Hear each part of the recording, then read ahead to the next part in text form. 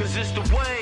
Really young, really young, what you really young, what you really Jump young. on the wave. Really young, what we really young, what you really young, what we really It's young. just the way. Really young, what we really young, what you really young, what we really young. Jump on the wave. Really young, what you really young, what we really young, what you. What's up, folks? This is Trey with the Convo. You know, my motto is bring new music, new people, and new things to our community. I'm here with someone that I'm super impressed by. I saw him in concert, and we're gonna get into that. But when I saw him, not only was I attracted to the stage presence, but I also just had like a love for the type of music that he was making. I can tell that he loves hip hop. He loves all things music, but he's also a well-rounded person. Grammy nominated. He has a huge presence in the music scene and also just being a voice for people like us. So without any further ado, Mr. Alfred Banks. What's good, my G? I'm chilling, man. Today's a pretty good day, you know what I mean? Nice little tea, tastes good, we coolin', you know what I mean? That's what's up, man. Like for those who don't know, I want you to kind of define who you are on the mic and off the mic. I want people to understand who you are. So when I'm on the mic, can I curse? Of course. I'm unfuckwittable. Unfuckwittable. Very passionate about what I do, man. You know, the energy is there. When I'm on stage, it's Alfred Banks, but just turned up like maybe 3 notches. You know what I'm Gotcha. saying? So it's still me, it's just an exaggerated version of myself. I truly love what I do. I love being on the mic. I love rhyming. I love creating words and creating ideas. It's like my favorite thing on the planet. When I'm off the mic, I'm chill, super quiet, really laid back. I'm in the cut. I don't really do too much, you dig? Sometimes I even try to run away from the notoriety that I have in a lot of ways, but the one thing that kind of is the through line through all of it is just I'm super passionate, man. I really give a damn. Yeah, I can tell from not only your music, but your performances that not only are you a passionate person, but it seems like you're an honest and transparent person. To a fault. To me, I always fall for artists like that. In one of your projects, you talked a lot about Katrina moving from New Orleans, going to a different place, being in a different space and stuff. And I kind of want to get into that, just your upbringing, where you from, and also how you carry yourself because of your experiences. Well, I'm from New Orleans, Uptown to be exact, 12 Ward to be specific, you hear me? I'm Okay. a Uptown baby. I did a lot of, I did a little time in the Irish Channel, 11 Ward, 13, Little Grove, whatever, but like, I'm a 12 Ward kid. Man, I'm, it's funny, man, I'm a New Orleans dude through and through. I just don't give off traditional New Orleans energy, right? First of all, I can cut my accent off whenever I want, which is a talent within itself, Right. You know what I mean? But at the same time, like, I'm from this bad boy. My experience is a little different, you dig? So like, the things I'm interested in may not be as traditional, as typical as a New Orleanian, and so I've always kind of had this weird battle between like, am I really from New Orleans or not? And I've also had a lot of people that, throughout the years and different aspects, even question if Wow. I'm from the city, just because of my approach with music and just my approach as a human being. And so those type of experiences has made me very ready to attack, which is why I used to battle rap. Okay. I got made fun of it. I got picked on a lot as a kid, as a little one, because I was so small. And so I had to learn how to make sure these worked. But I'm also very passive. I don't like confrontation. I run away from confrontation if it doesn't involve someone else being destroyed or hurt or something. If it's Right. me, it's like, man, leave me alone. I got life to live tomorrow. But these work. And so it's Right. like this weird dichotomy of like being a very, nice person, honest person, passive guy, and just wanting to just live my life, but also ready for whatever all the time. And that kind of gives makes like stress in the back of your neck. You know what I'm saying? Like just being a black man and then also being a black man from New Orleans and being an alternative black man from New Orleans. It's 3 different layers of just tense that's just been right here at the top of my spine since I was like 7 years old. So yeah. Man, so that lends to just having an understanding of like a nice juxtaposition of I gotta always be ready, Facts. but I'm also well versed in how to have restraint. Talk about it.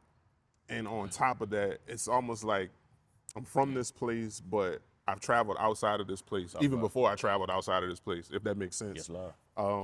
I identify with that so much because that's kind of who I am and how I was raised. Facts. Even to the degree of the accent, like I really relate to that. Just as a black man, I understand that communication is just such a necessary tool for us to have in our tool bag. So like just hearing you say that, just it kind of went off in my head. Like, damn, I have way more in common with this guy on a level that's outside of just music. 1,000%, man. It's unfortunate too. It's an unfortunate lesson, but once you learn it, it's a tool. That's what I learned in therapy. Like a lot of the trauma that I've gone through can now be, since I'm older now and through therapy, learn how to be able to vocalize things that bother me, upset me, and be able to flush it out before I get to a space where it's too late emotionally, whether it's sadness and I fall down a pit of depression, or I'm angry and then somebody got to get hurt. So before we get to any of those extremes, let's sit down and flush it out. And even in the moment, I have the cognizance of mind to be like, hey, I know you're angry, but I think what you're angry for is silly. Let's sit down and just talk about it. Because low key, I'm judging you. I think you a dumbass because you're angry over something that's stupid, right? It doesn't matter and it doesn't affect anything seriously. So how about we just talk this out? And by the time we're done, I'll leave you to understand how dumb you are right now. I think this is a necessary skill. So like you talked a little bit about your trauma and stuff like that. Talk about, or at least let us know, like how did you get into rap? How did you get into hip hop? Oh man, watching my oldest brother Landis Banks rap. So Landis, he went by Millennium. He had like a little local buzz. He was running around trying to get signed by a few local labels here in the city, and was sought out by was it Formaldehyde Records, like a local little label here, and which was like closely affiliated with No Limit. So like a few No Limit guys knew my brother and stuff like that. And so the first time I ever was in the studio when I was like 7 was with him and stuff, and I froze up. He asked me to sing on the chorus, and I just kind of froze up at the moment.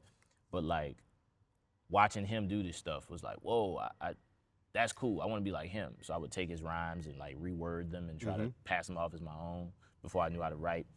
And then like, watching him just pursue it was just like, yo, this is so cool. And then as I got older, I kind of dove off in other things. I wanted to be a WWE wrestler at one point. I wanted to play basketball. But a lot of that thing takes a level of commitment that I wasn't willing to adhere to for something that I wasn't as passionate about. Gotcha. Then I heard Lupe Fiasco's Food and Liquor. Changed my life. I was like, whoop, I'm doing this for a living. This is the only thing I'm doing for the rest of my life. And I was able to adhere to that level of dedication it took because it clicked. It was almost like a love. And so once I heard that album, I was like, yeah, I'm doing this for the rest of my life. And that was, 05?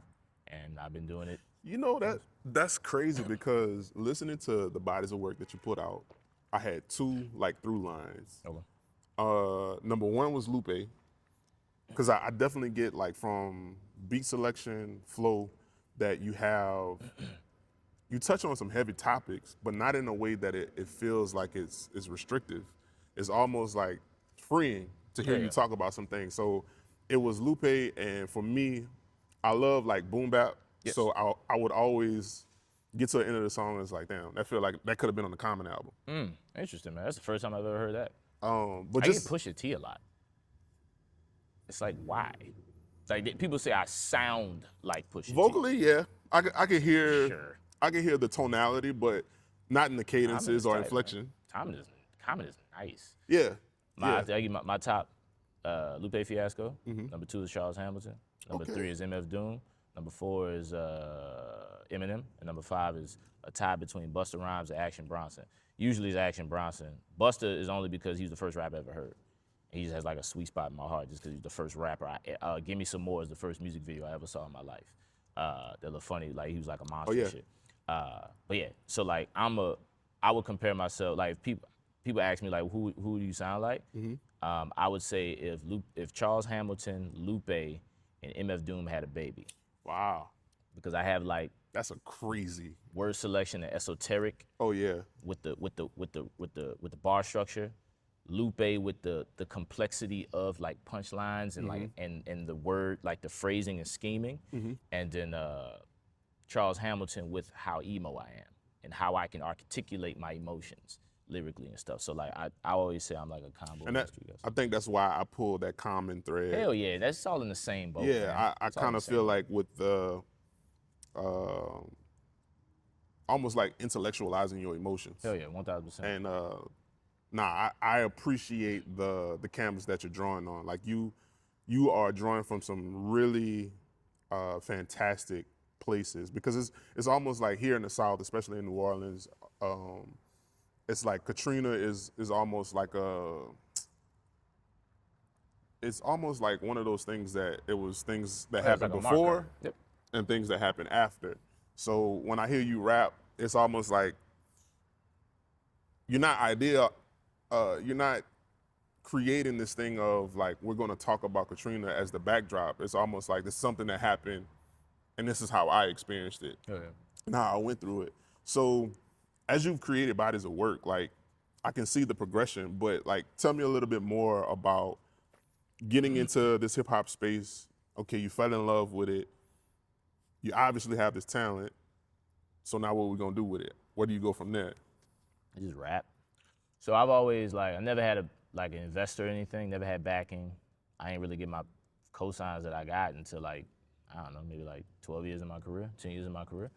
So I never really had a major cosign. I ain't had no money. And people knew I knew how to rap, just nobody actually liked the way I approached it.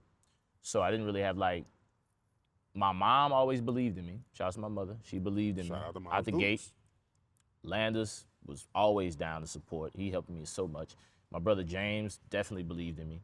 So I never grew up hearing you can't do something. Wow. So I approached it like I could do this. When I told my mom I want to be a wrestler, she was like, sure. When I told Landis I want to be a wrestler, he lived in Okinawa, he was in the Marines. This nigga mailed me weights. You know how heavy that, you know how much money that is, though? This nigga mailed me Hey, weights that's dedication. from Japan. He had to spend $1,000 on that. Damn. But that's the support I had growing up in that regard. But when it came out going outside, everybody was like, man, why don't you rap? You know, this is 08 and shit. Like, why don't you have a wallet chain? Like, you up and my wife, you know, why you not doing the, and so it was you know what, man, I got this weird, never say die attitude. I got OCD, so once I stick on something, it's a wrap. I'm not getting off it until I get where I want to go. You locked in. And so it just was let me just rap. So what's the best way to get heard? I gotta go rap. That's the only way I'm gonna get heard and seen. So that's what I did. And for me, it was just rapping live. I rapped live before. I mean, I had recorded music, but before I even had a project, I was rapping live. So you was out there performing. 17 years old in clubs, you had to be 21 to get in. Wow. You know what I'm saying? I always tell a story, quick story. The Howlin' Wolf off of was it South Peters? I was in this group called Fresher Peoples a long time ago. Rest in peace, my nigga Raphael Scott, but my nigga Jordan Pryor, but it was my man Caesar, who turned out to be my producer later on, but at the time he went by KRSB. He was there, my nigga Malcolm, and my boy Jordan Pryor. Jordan was 21, so he got in, right? Malcolm was 20, he got in.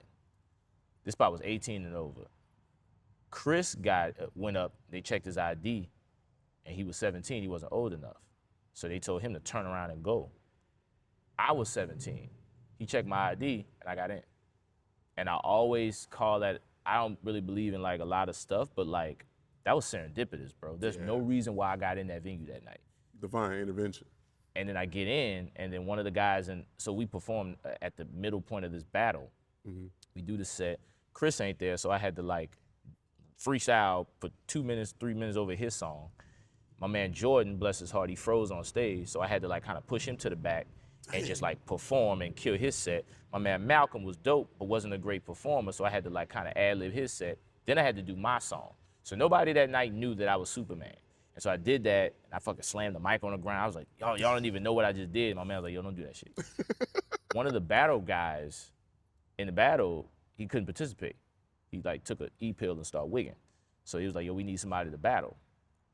I got up there in battles. Not only did I don't know why I got it, and that was the night I made my name locally in the city a little bit. Everybody's like, yo, who's that kid? This dude's everywhere kind of vibe. And I beat the reigning champion for 3 months. Wow. And so it was that kind of thing that was maybe I'm on the right path here. Let me keep doing this thing. So I battle rapped in the beginning, did a little, 106 and Park freestyle battle kind of vibe. Did that for about 2 years. And while I'm doing concerts and just being like Tiger Woods was a group here in the city. I was like their roadie. I would like help set up their merch and stuff. They just give me 2 songs, rock out. You know what I'm saying? That type of thing. It was dope, man. And yeah, around 2014 is when things kind of started taking a little bit of a turn, like in a good way.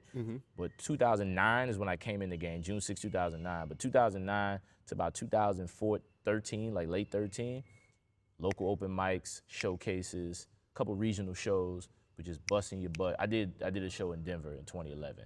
First time I ever got on the plane. I was 21 years old, scariest shit ever. And I worked my job 2 weeks straight. 2 weeks straight of doubles.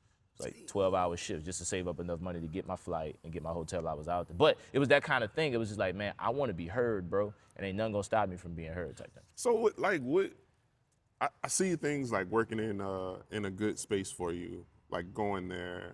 But what tells you like I'm gonna use all of my resources? Because a lot of the times what I do with like side conversations is like paint a picture of some of the tools that people have.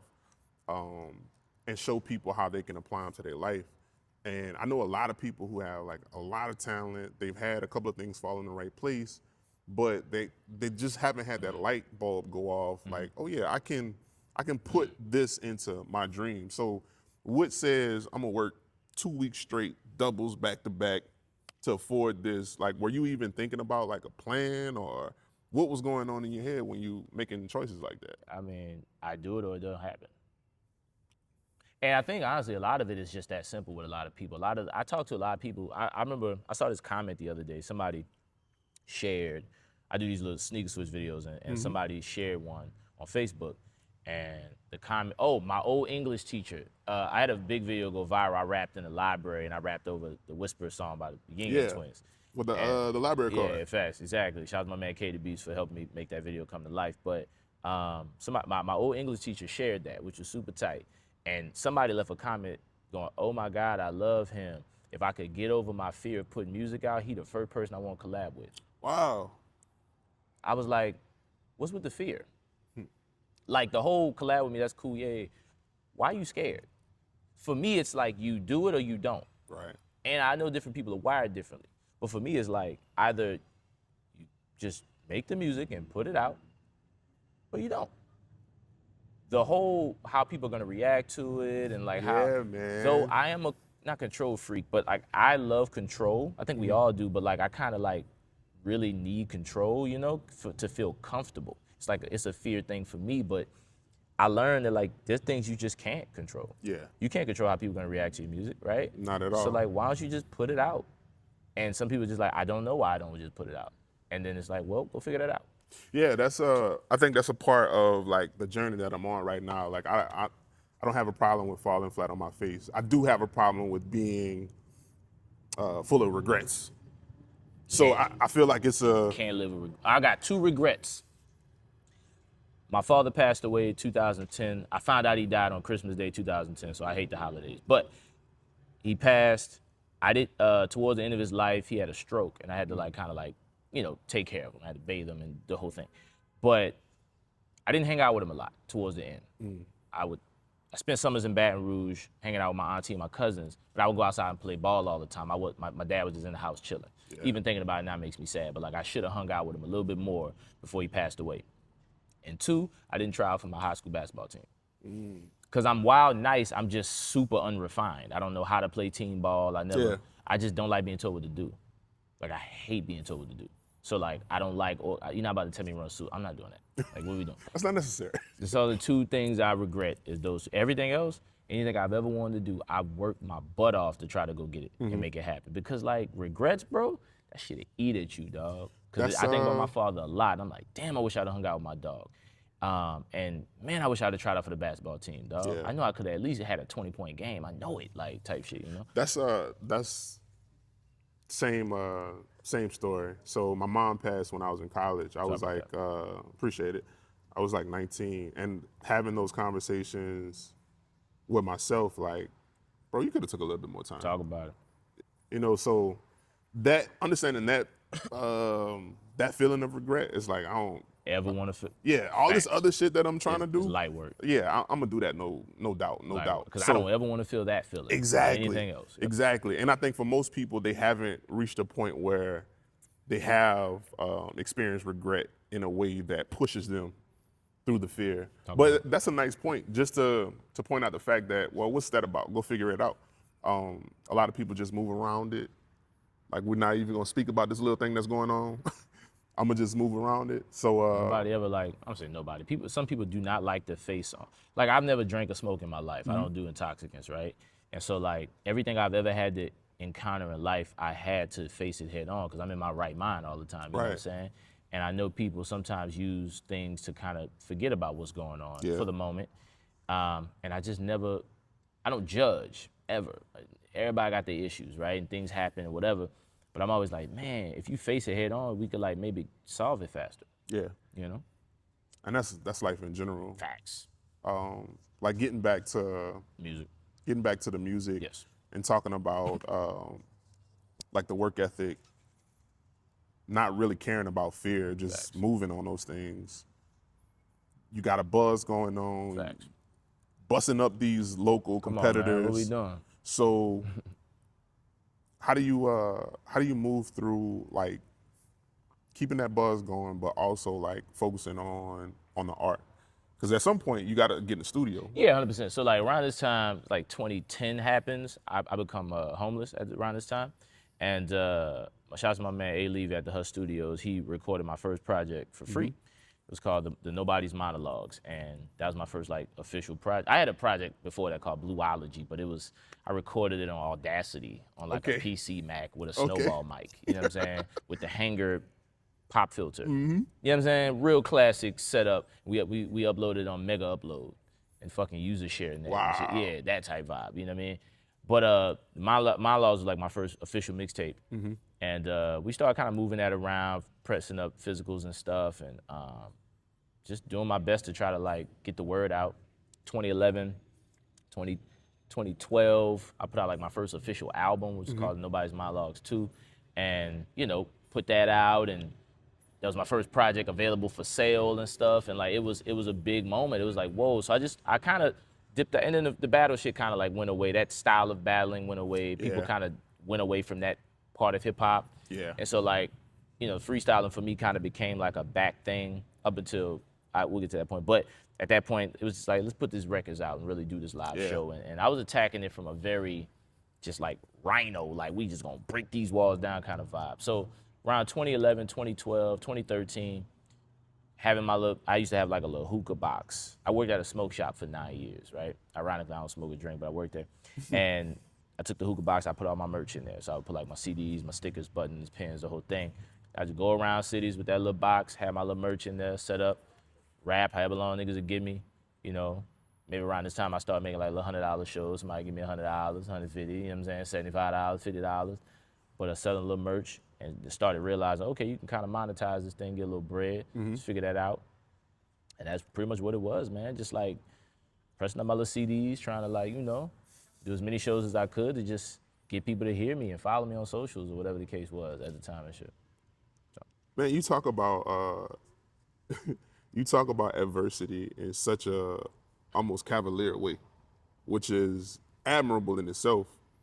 But I want to know, like, when you say I became homeless and you just moved directly into because it is a part of my story, right? And I think that's the nature of life when it comes to circumstances. Facts. And we all just kind of like put it to the side and like keep moving. 100%. Which is not healthy. Of course not. But as men, that's kind of like our default setting. We got to learn how to like. Yeah, I mean, that's a factory setting. You dig? Yeah, facts. But 5%. But like I really want to kind of dive into some of those projects, like the things that you're talking about.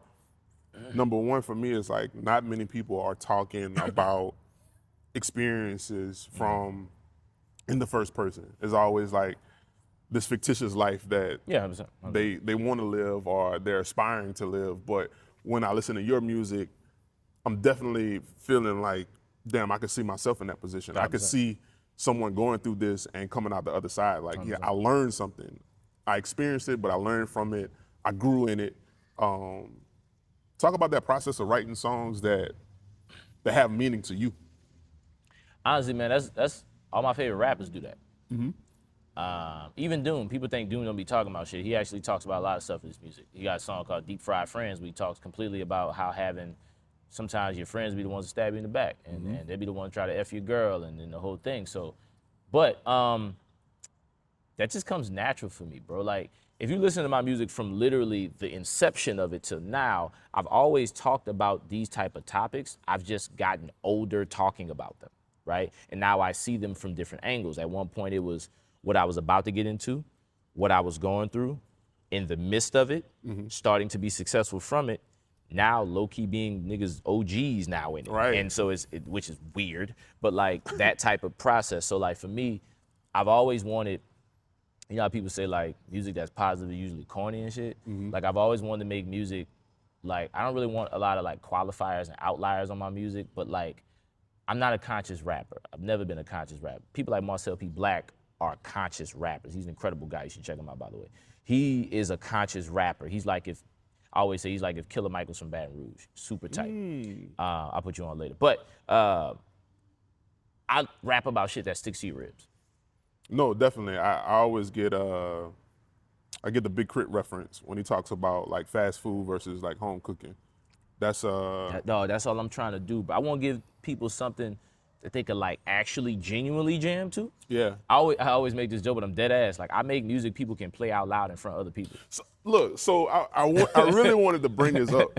So nigga, I'm in the car yesterday, and I was like, this nigga talking about I think he was talking about a situation where you had moved out of town and it was which is a half true story. All But right. We'll get into that. Doesn't matter. I'm listening to the song, so I'm imagining this go down in this song. I'm like, this is some pretty vulnerable shit he's talking about, but it's a bop. Like I want to play this at the party.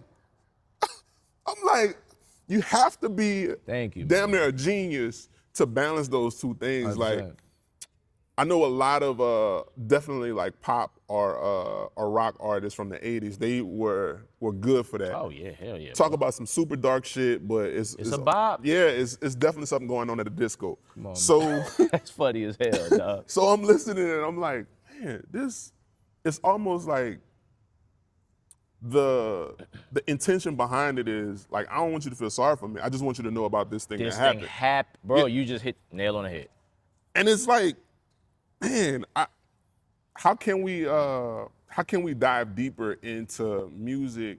Because I got some homeboys that make a lot of music, and they tackle subjects like that, but it always comes from a place of, shit, now I'm sad. But you've kind of learned how to balance those two things out. And I think listening to you talk about your career and how it started off, I think that's because you started off as a performer. Hell yeah. So I'm thinking that you approach music from Oh, 1,000%. that standpoint. Dog, I approach music like for it to be performed live, for people to hear it in a live space, because like, for me, that's where a lot of the music that has impacted my life is how I heard it, right? And I understand the idea that people have to, given the resources I have, the producers I work with, and the mixing in the studios I'm in, to make the best music possible for people to enjoy it in different aspects. I don't want you to just enjoy it in a live venue. Right. I want you to be able to play the fucking music. I want you to be able to put your mans in them on, or put your girls in them on, and be like, yo, check out this dope ass rapper, and it don't sound like some bullshit. Yeah. I approach music to be played out loud in front of other human beings. Even track 9, like, you know what I'm saying? Like, Yeah. I have songs that are heady, definitely. I have a bunch of heady music, but like, I make music. I got songs like Bless My Soul. I'm talking about, you know, the name of the project was called Road to a Rolex. So it's like, girl, you came through, you blessed my soul. When I get my Rolex, I'm gonna get you one too. You're gonna be my little yeah. But it's like a soulful ass Southern beat that Caesar made. Or I got songs like that song, that's What It Is. You talking about with the story. And like, I'm literally, so the story is true. I did have to move. It wasn't Katrina, but it was, my grandfather was sick. Gotcha. And so we had to move to Tallulah, Louisiana. I lived there for like 2-3 years. I wanna say. Where's that at? Some bullshit. That's where it's at. Some bullshit, nigga. Don't worry about it. It's fucking trap. I hate that place. Anyway, I went there, and I went to Del High, which is even further out, and I had to like go to junior high there, right? And I was from New Orleans, so I'm the kid from the big city, and people made fun of me. I had to fight a lot because of that. Damn. And so like the story I tell about me trying to get the girl, that part is like false. That was just like the narrative I made up. But the actual like first verse, that's all 100% true. Like I got made fun of. Yeah. I remember a dude asked me, hey man, y'all be like, this is when A-Bay was hot. He was like, hey man, y'all really be in the club with no shoes on? It's like, nigga, I'm 13. I don't know. Like, what the fuck is you talking about, nigga? I'm not even in high school yet. I've never been in a club before. I have no clue. I don't even like that song, you know, whatever. So, but yeah, nah, dog, I approach music from this like, I want you to be able to jam it. And I don't really be wanting people to feel sorry for me, cause that give me an energy of like, I'm like this helpless thing, and it's like, nah, be like, yeah, I was homeless. I didn't, you know, I lost my father, I lost my oldest brother, who's like my dog, love of my life. I love that dude. You dig? I've gone through 7-year breakup, you hear me? She broke up with me, fucking, the pandemic happened, I lost 60 concerts, you dig? I was torn all over the place, I lost my day job. I done been through life. Yeah. But you probably been through more than me. Not to minimize what I went through. Right. But you've been through stuff too. So It's I don't parallel. want to create this like, I have songs like that. Yeah. But I'm not here for that. I want to like I got a song called The Funeral of Alandis Banks, the intro to my album, The Beautiful.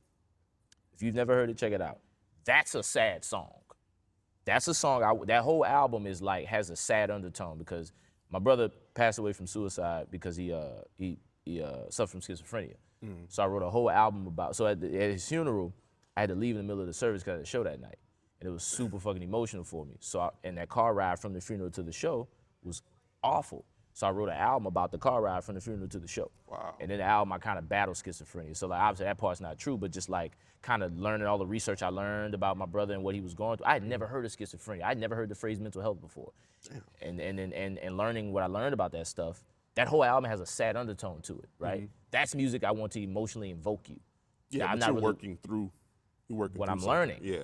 But songs like that, man, we're gonna jam out to me getting in a fight with this fictitious football player. You know what I'm saying? Like, type shit. But like, I even want to speak to that, like this transition between your albums and your presence online. Yeah. It's almost like you make storyboards for your posts because when I listen to your music and then when you see the online presence, I'm like, does this nigga intend to like become a director or write screenplays? Because it's very thought out. I just put it that way. It's not like I'm trying to make something that goes viral. It's almost like I want the quality to be there so much that you're glued to it. Like you're gonna watch it more than once. So I was once in a duo called Sass Kick Sav, and the thing that I learned from that duo was it's the first time I ever went viral. And I'm talking about mega viral. We were like, it was smoking hot. It was crazy. Every video was getting 150,000 views, 200,000 views. We had a video with 1 million. It was wild. What I learned from that is internet presence. I'd always been on the internet, but I never thought nothing of it. It was like every day I posted something, and it was always like a live show recap or like a announcement about some concerts. Right. A live show recap. Here's a flyer for an upcoming concert. I got an album coming out, live show recap. It was like very traditional, right? And with Sass Kick Sav, I learned about standalone content on social media that's meant strictly to be shared. Yeah. And we slipped and fell into it. It was not on purpose. It was very like, this guy plays flute, right? He plays sax. So I'm gonna rhyme next to you, and let's just do what we do on stage, but on the internet. And it just blew up, right? And so from that, I learned, okay, if I'm gonna do social media content, because first of all, I hate that word, content, fucking hate it, right? I don't look at music like that. It's very emotional for me. It's a real thing. It's honest. It's true. But we've commoditized. We've turned music into a commodity so much that it's the driving force for industries. But it's like the fourth most important thing in music. Yeah. We care about the marketability and the this and the that and the this and the that. I like music, right? So I was like, if I'm gonna participate in this bullshit, it's gonna be something that I'm gonna do something I wanna be known for, which is I always tell people, if you're gonna do content, do something you wanna be known for, not what you think is gonna go. Right. Because I've been viral. I don't give a fuck about going viral. That's like, if it gets spread around that's super tight and videos get views and stuff, that ain't my goal. My goal is to like reiterate a few things. I like shoes. I have over 200 pairs of sneakers. I'm a big shoe head. Wow. I rap my motherfucking ass off, and I'm extremely versatile. I can rap over anything. I rapped over the YouTube survey music. I just posted a video today. I rapped over the Killer's Bright Side this morning, right? I've also rapped over Devo Whip It, but then I rapped over Tribe Called Quest, Trek the Rhyme. So I can do all those things. I'm super consistent. I'm at like 170 of those videos, right? And my goal is, in the back of my head, is to break the Guinness Book of World Record. I think it's like 1,000 videos. Somebody wow. posted 1,000. So I'm gonna do 1,001 at some point, right? I'm doing those videos in perpetuity. And then also, man, these joints are conceptual. Like the one I posted today, it's about, I was like, bright side. What bright side? Oh, I've been going to therapy, and that's kind of changed my whole outlook on life. So there's a bright side to that. Oh, I'm gonna rap about mental health. So like, that's what I learned in Sass Kicks Ab. You find things that are tangential to what you're talking about, and you can make a whole new world of it, right? So like, what I did, I rapped over Devo Whip It. So I'm rapping. At the end of it, I say, correct that. Oh, wait, that sounds weird to say. I'm black. Conceptual, it's tangential. Right. You know what I'm saying? Like, shit like that. I rapped over the Jackass theme song. So at the end of the video, my man K the Beast threw a pillow at my head and knocked me off the chair. Like, so it's like you go into the thing, hearing what is this thing? Yeah. How could I flush this out, make it funny, make it this or that? What's the concept to dive into? How can I bring it up? That's what I learned in Sass Kicks Ab. So that's how I approach my social media content on my own, is like, I want to turn this little 45 to minute 5-second thing into a world of its own. And that's what it feels like. Like, as a consumer, I feel like I'm going on a field trip. Every time I watch one of these videos, it's like we're in a different place, 100%. a different concept. Even if you have the same like background, 1,000%. you take me somewhere else. That's so, another thing too, dog. Uniformity. Yeah. Because I got OCD. I need the shit to, first thing I said, I found this out with Sass Kicks. When you go on someone's page, if you see one thing, but you see 9 of it, you're gonna click on one of them. Yeah. What is this? And if this is dope and this looks the same, well, maybe this one's dope. And then you're gonna do this and do this. Scroll. You're gonna do this. And if you got, like I did 45 days straight when I first did this. Wow. If I did 45 days straight and all you see is that, you're gonna do this for like, I gotta find one that I'm a like or relate to. you know what I mean? So like, that's what I've learned. Damn. Those are like the kind of the little keys to it. But I want every one of them to be a world, bro, cause like I could rap, bro. And that's the other thing that I get from those videos. Like you had mentioned, consistency and versatility, and balancing those two things is an art within itself, especially when it comes to social media. But just to see how like we can go from something that is 80s pop or 80s synth to, I almost feel like I'm waiting for you to do like a Magic School Bus. Oh, good one, man. That's a great one. That's a great concept, because I just feel like it's so, whatever I could think of is like always above that when it comes to like my expectations of it. Thank you, man. So I just really appreciate the way you move on social media. So even beyond the content, let's talk a little bit about some of the controversies on social media, because I think a couple of months ago, I think maybe, you had not went viral for the content, but went viral for the comments within the content. And I think when people find you, they assume that you're just a surface level rapper. Facts. Or you just, I don't know the fuck I'm talking about. yeah, you just a nigga with a camera. 5%. And how do you approach that? Like, dealing with the moderation of all of those comments of people who may have differing opinions. I like I'm really starting to love myself. Right? That's a gem. And with loving yourself, you start to understand yourself. And when you understand yourself, you know your intentions. Yeah. So when I post something, I'm never malicious. I am 99.9% never malicious, dog. Yeah. So if I post something, it's always with good intentions.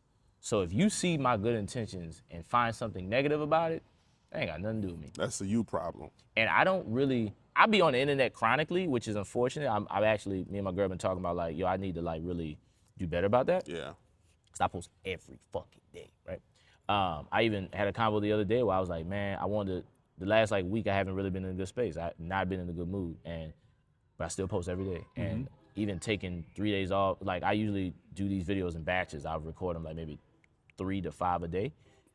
And I haven't done that in like a week. I got like 2 videos left. I have no videos in the can right now.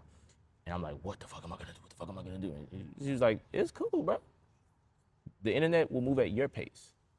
They don't determine how you move. You move how you wanna move. And I'm like, you're right. So when I see these people leaving these comments, man, I ain't got nothing to do with me. I don't even Yo, I love negative comments because I rarely get them. So when I do go get, like when the little video went viral, me saying New Orleans ain't hip hop city, when that went viral, I was laughing at them people, but I don't internalize that stuff like at all. Cause none of them people, I look at it like this, especially that specific situation. So peep this out, walk with me for a second, you hear me? So peep, that comment, I said there's no hip hop, New Orleans ain't a hip hop city. I didn't say there wasn't any, I just said it's not a hip hop city. People got really angry about that. The people in the comments have never been to an underground hip hop concert. They don't buy tickets. They don't buy none of my concert merch, and they've never even heard a song or watched a music video. Why their opinion matter? Why am I gonna get mad at somebody because they said something negative to me? Oh, it doesn't. They don't even, and none of them people have left comments on anything I posted since. It doesn't, and that's why I brought it up, because it's almost like a fleeting moment when you do have like almost this hailstorm of comments. Hell yeah. It's almost like a mob mentality online. So I do want to bring that up because it's like you were built in the performance arena. You were built in spaces where you had to deal with people face to face. So that internet shit don't do nothing to me. I'm trying to show the viewer that there's a lot of people that live online and they do go home, internalize that shit, jump off a bridge because something didn't go right on Instagram. I did want to show that, you know, this is a part of the business as well. Say, bro, I can understand people that internalize, especially if you've never experienced it before. But also, I got prime with Sash Kicks Ad because, dog, all our videos went viral, and like, let's just say we got 25,000 comments. Maybe 5 of them were negative, bro. Wow. Overwhelming love. And it wasn't just like, oh my God, this is cool. These people were like, we were doing shows in like LA and Charlotte and Orlando. We're bringing 150, 200 niggas out. And people are like, dude, you guys have gotten me through my MS therapy. And like, Wow. my father died 3 days before this concert, but he bought the tickets to this show, and I came here to honor him. Damn. Type shit. I did a show in LA a couple weeks ago, and I had a girl cry, man, tell me like how, because when the dude I was in the group was white, and she had a little white friend she was with, and they stopped being friends around the same time my group broke up. So she was talking about the parallels and just started crying. She's like, you just have no idea what your music does for me. Damn. Like you get me through some hard times. There's not a moment in the last 3 years I don't wake up and listen to your music. Damn. Every day. I was like, That's man, amazing. that shit goes so far. So when I hear that, and I hear a nigga tell me I don't know what I'm talking about, he must not be from New Orleans, he from fucking, what nigga said, Shrewsbury or something. I'm like, nigga, that's hilarious. I'm not, that's a funny joke, because I'm not from there. I'm from New Orleans, and I know I'm from New Orleans. Right. Anybody who know Uptown know me, because I've been walking around the same streets since I was 9 years old. Like, everybody know me, so like, this is hilarity. This is a joke, and I'm gonna respond to it as such. I don't even, but I understand if you've never experienced that and you've only gotten minimal stuff, and all of a sudden you blow up, and the first thing it is like, you fucking suck, you terrible, you awful. And now we live in a world where people go out of their way to leave negative comments because that's gonna get attention for them in their account. Yeah. You gotta keep that in mind. These people, you're like comment number 9 or 15 they're doing today. You're just a line, you're a count in the list. You're a checkbox. They're not even taking it personal. Nah. So yeah, I don't internalize that stuff. That stuff is light. So you did talk about like I also used to battle rap, bro. Nigga done said some awful things. I was homeless on stage being rapped at about being homeless. that's crazy. So like, work. I'm good, bro. I That's would do a crazy battle work. and then go sleep in this park across the street. Man. You can't tell me nothing, bro. Hell no. No, go ahead. I'm sorry. Nah, you had mentioned the breakup. I kind of want to talk about that transition of being in a group that has like a certain level of celebrity, Yes. and then basically, you know, starting over again. Like, how was that transition for you? It was interesting, man, because like before the group even existed, I had that was 2020. So I had about 12-year career. So you talking about tours all over the world. I was already on the cover of magazines here locally and regionally, and I'd already Volkswagen commercial. I'd already, you know what I'm saying? Like, I've had songs in movies. Like I was very well. I played jazz. I'm sorry. Did Voodoo Fest, open for Kendrick Lamar. So like I did so much. Tour with Tank and the Bangers, tour with Big Frida, Mickey Fax, Mega Ran, Devin the Dude. Like, I'd already done all this stuff, right?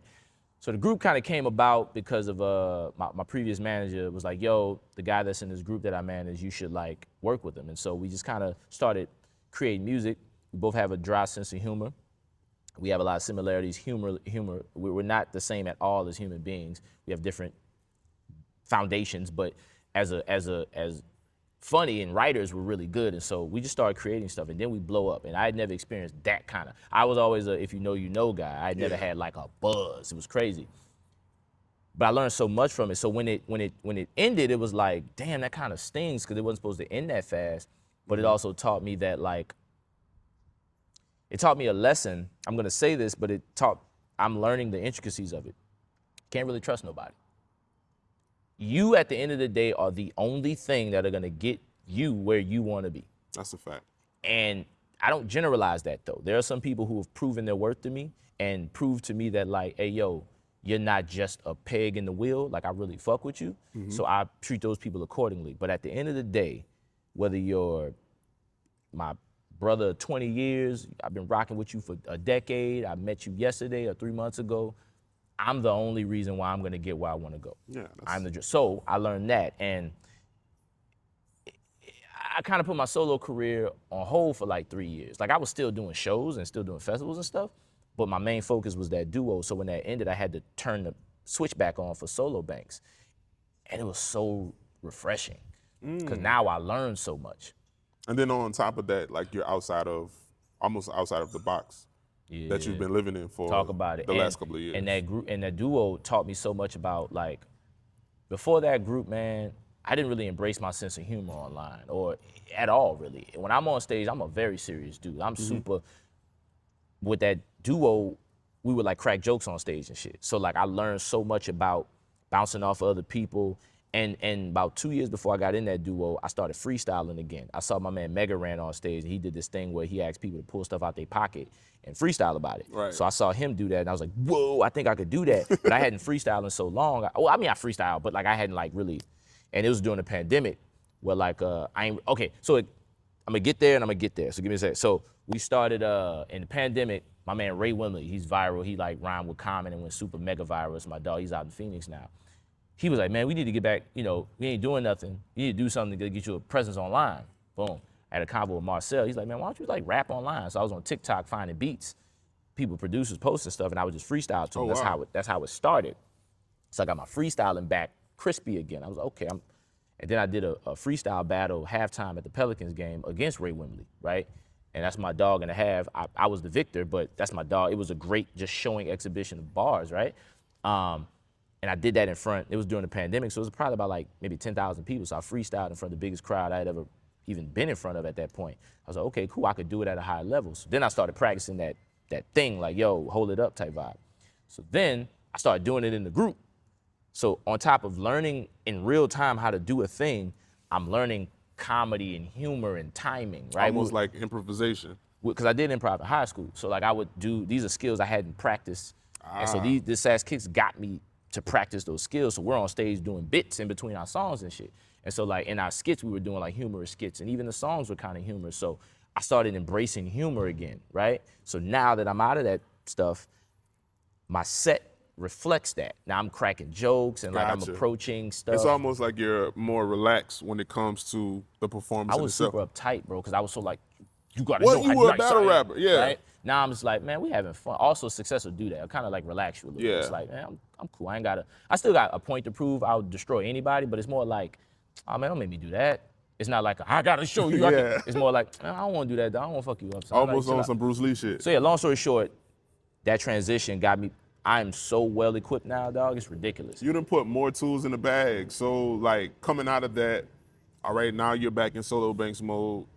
And right now you're getting ready for a project to release a project. Oh man, I'm so excited about this. How you feel about that? Oh my God, it's my first album in 5 years, boy. Man. Yeah, 2021 was the last time I put out a full project, Alfred Banks. I mean, I put out a project with my dog Pell. It's called The Survivor's Condition. It was an EP. Of course. And fire. It was super tight. We're gonna do French Quarter Fest, a joint set together. I'm making that announcement tomorrow, actually. Performing the whole project, which is tight. That's hard. We're the only rappers on French Quarter Fest this year, which is nothing new, but it's dope that we're the rappers. Anyway, but this is my first album since 2021. Boy, it's called Yes the Month. Comes out June 12th. I'm so excited. I haven't been this excited about music in a long time, dog. Well, you got a lot to show off. Like you said, all of these new tools that you are putting into the performance side, I'm sure that also reflects in the music that you're making now. Dude, so I started this project in 2021. Okay. The intro and outro was written in 2021. One song was written in like 23, and then the other songs were written right around like when Sass Kicks ended, so like probably like 25, Damn. mid 25. And I finished the project July 25, August, something like that. So I've been sitting on the project for a long time. Okay, all right. And dog, I'm so proud. So the guy who produced, his name is Luther Vandals. He goes by Liam Nissan on Instagram. Liam Super Nissan. viral guy. I mean, this dude is hilarious, but he's a dope producer. And I've been knowing bro since, 2012. Okay. On the internet, we got cool because of like the blogs and Charles Hamilton and Lupe and all that stuff. And man, he just started making beats in 2021 randomly. And I don't say randomly, but he started making beats in 21. And I was like, yo, send me some beats. And it's kind of, and as I was doing Sass Kicks, I would like hear some of his beats. I'd throw something down, boom, throw something down, boom, record it, keep it rough. And I was like, yo, I'm gonna put out a project with you, dog. 23, I'm gonna put out a project with you, dog. 24, I'm gonna put a project out with you, dog. 25, hey, we're gonna put out a project this year. And yes, the month. It's the idea of it is using your past as a platform to build your future. Say that one more time, a little bit slower. Yes, the month. Using your past as a platform to build your future. So like we go through these moments that are like mental roadblocks and like roadblocks of sorts. And some of the things we've done in the past can be that fuel to keep you going. Like, yo, look what I've done already. I can't wait to see what we do now. You know what I'm saying? It's like self-affirming. Because for me, like I don't live in the past, but I use my past a lot. As an artist, just walking into a room, you don't know who I am. Yeah. You don't know that I have, not you, but generally, they don't know who I am. You don't know if I did a Volkswagen commercial or not. You don't know if I've opened for Rakim 4 times in a row. You don't know if I've played shows with, you know what I mean? You don't know that. So I have to tell you, these things fuel me.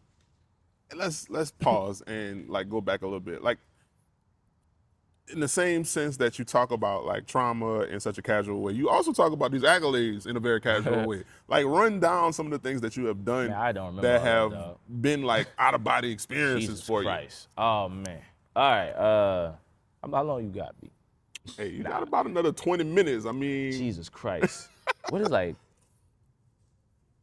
2014, I did my first tour was with Mickey Fax, former XXL freshman. We did 15 cities together. I booked the whole tour.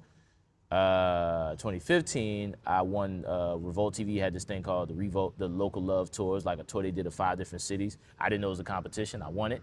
Flew me out to LA. I was on TV for the first time, like national TV, which was super dope. 2016, Volkswagen commercial. 2017, I played Voodoo Fest. I played almost every major festival in New Orleans, which is tight. 2017, I did Voodoo Fest, opened for Kendrick. Same day as Kendrick and the Killers, which is super tight. Miguel and shit like that. Super Duper Kai was tight. 2018, what did I do in 20? I became a spokesperson for Mountain Dew, which is super dope. Started touring with Tank and the Bangers around that time. Damn, what I did in 2018? I was on the Fader, which is tight. wow. 2019, toured with Tank and them a bunch. Started touring with Frida. Did a bunch of tour dates with Mega Rants, my dog. Oh man, I was on the cover of The Advocate in Baton Rouge, which was tight. I played halftime at the Smoothie King like 3 times. Damn, what else have I done, man? 2021, I was on the cover of The Gambit, dope magazine here. Absolutely. I've been on the cover of Offbeat magazine here, which is tight. I've been on the cover of The Gambit like 3 times, like in 3 different iterations, which is tight. My song G-Wagon was in a Peloton commercial last year, which is tight. National campaign, that was big. I got a song on Spotify with 100,000 plays. I don't know if that's a big thing. That's pretty cool, though. It definitely is cool. Man, I got a song in a movie on Netflix called Burning Sands, my song Underdog Central. Oh, man, I've opened for everybody from Lupe to Rakim to Bone Thugs to, God damn, who have I opened for, dog? Oh, man, Kendrick. I'm thinking Asher Roth. I'm thinking like I got like a wall of posters in my house. I'm trying to think Odyssey, Wu-Tang Clan, Devin the Dude, like I said. I played festivals in New York. I played festivals in Ohio. I played Jazz Fest. Almost every major festival in New Orleans I played. I'm just trying to let the viewer know, like, I'm not just having an interesting conversation with a local artist. It's bigger than that because Yeah. I feel like I wanted to seek you out because you make dope music. Thank you. You're a well-rounded, very intelligent guy. Shucks. And on top of that, you have this presence that, man, I don't care what's out there in the world, I'm going to experience it. 100%. And I'm going to live my dream. And I'm living my dream right now. That's a really, yeah. I just feel like the people at home need to understand that whatever the dream is for them, use some of these things and kind of pick away these gems and start to apply them to yourself. So I just wanted to show or let you show your resume. Man, there's so much more, dog. I do not remember. I've done a lot of stuff, man. That's fire, bro. I play shows. I've literally rapped for 5 people, and I've rapped for 15,000 people. That's amazing. And the craziest thing for me, one of the biggest lessons I've ever learned is how to entertain a crowd of people with no hit record. People have no idea how valuable that is. Because it definitely is. Because people think about getting on stage, opening for a big act, and how cool that is, the social media aspect, how it looks, the optics. There's people there. Yeah. You have to, I think a lot of, especially with rap, people forget that like this rap thing is not just about you. It's about Talk about that. the other people, Yeah. right? So for me, it's more like when I'm on stage performing, I realize there's a group of people out there that pay money to be entertained. So whether Facts. they know me or they don't know me, I'm going to entertain them motherfuckers to the best of Absolutely. my ability. And I think that's why I've gotten so far with no hit record, viral, but like no hit record, no like major industry like success, but I've done so much is because people go, this motherfucker talented, boy. That's the thing. Like I feel like the DNA of hip hop has always been a relationship between the MC and the crowd. 1,000%. Like boy. before we get into album mode, Any of the records, other things, all of that other is stuff, hot. Yep. I feel that as a rapper, if you don't put a lot of your energy into becoming an MC or showing that you're an MC, it's all for nothing. So Period. That to me, that's the pinnacle of it. So take that lesson and whatever it is that you do, take that same approach. Dog, I want to be versatile. Yeah. I want to be able to get in a room with a band like The Killers and write a song with them and get some. I have a song with Weedus. I don't know if you ever heard of Teenage Dirtbag. I'm just a teenager. Yeah. I got a song with those guys, right? Ah. Facts. So like, I want to get in a room with them guys and write a record. Yeah. I want to get in a room with Wale and write a record with them. I want to get in a room with the equivalent of like Trippie Redd or something. Write a record with And them. be able to do that. I want to get in a song with, get in a room with somebody like Rick Astley. Write a record for them. I want to get in a song with,